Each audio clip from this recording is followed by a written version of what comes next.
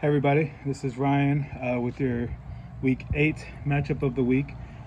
Pretty easy choice, somebody already called it, but despite the other choices, I know there's a couple bookend matches. There's a 6 versus 7 game this week, but the easy choice, and like I always say, when this matchup comes up during the season, it's always going to be Ben versus me, no matter what seeds we are, because of the GOAT Dynasty, we're the only two that are left over from the original 8 that we started with. So again, despite what we're doing, it's always going to be Ben and Ryan as a matchup of the week, and I'm sorry about that.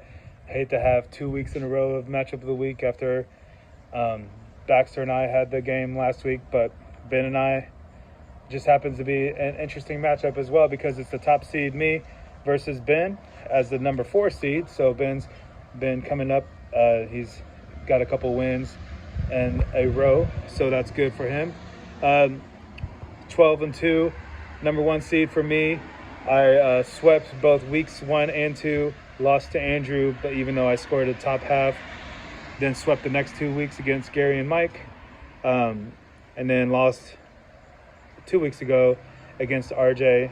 Those are my only 2 blemishes on my record, and I swept against Bax last week as well. Every week I've scored in the top half, so that helps me get to that 12-2 record. Ben is 7-7, so it's been a tale of 2 seasons for sure, because for the most part, he's either won both games against the median and his opponent, or lost both games.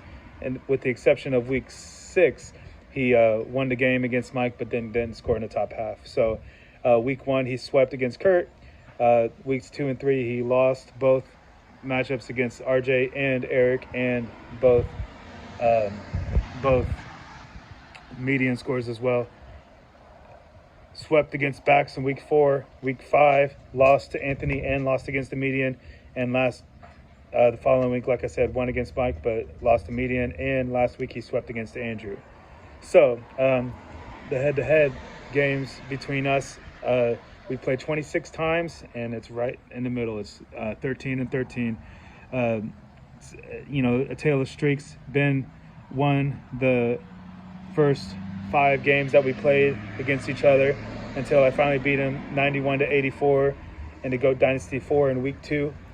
I always remember that game because I had never beat Ben, but that game he had Donovan McNabb throwing into Terrell Owens, and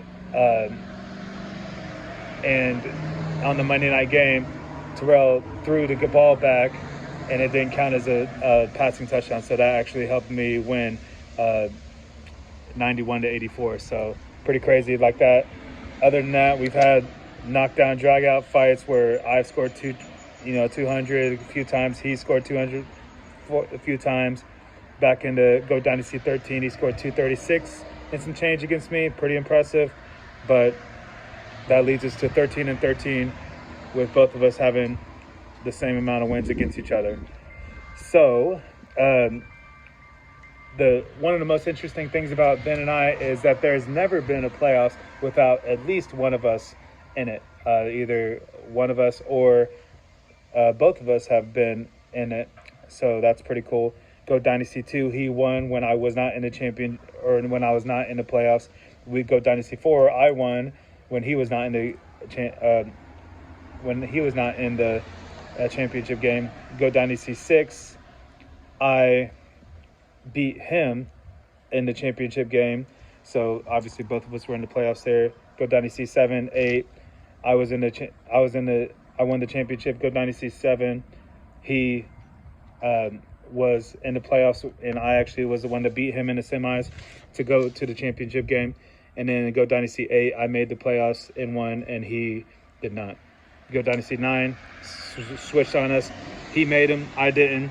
GOAT Dynasty X, I won the championship. He was not in the playoffs that year. Same with 11. I didn't win the championship, but I was in the playoffs. He wasn't. Then it flipped. GOAT Dynasty 12, one of my worst seasons I've ever had. He made the playoffs. GOAT Dynasty 13, he won the championship, so won the GOAT. Following year, I made it. He didn't. 15, 16, both of us made it. Neither of us won it. And then last year, he won it when I did not make the playoffs. So impressive stuff. He's got 3 GOATs, GOAT Dynasty 2, 13, 17. I've got 4, 6, 7, 8, and 10. And then the game itself is pretty interesting as well. Tonight, I've got Josh Allen and also Dalton Kincaid, hopefully a few touchdowns for the double up there. He's got nobody going tonight.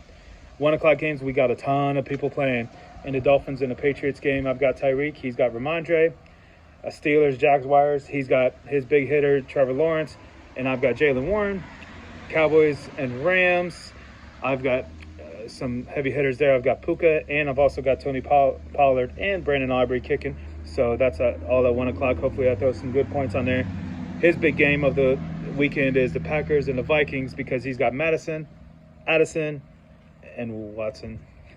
So those will be some, hopefully putting up some good points for him. He knows. Houston defense at 1 o'clock as well. In the Subway game, I've got Garrett Wilson. He's got Darren Waller, so that's all at 1 o'clock. So a lot of points going to be scored there.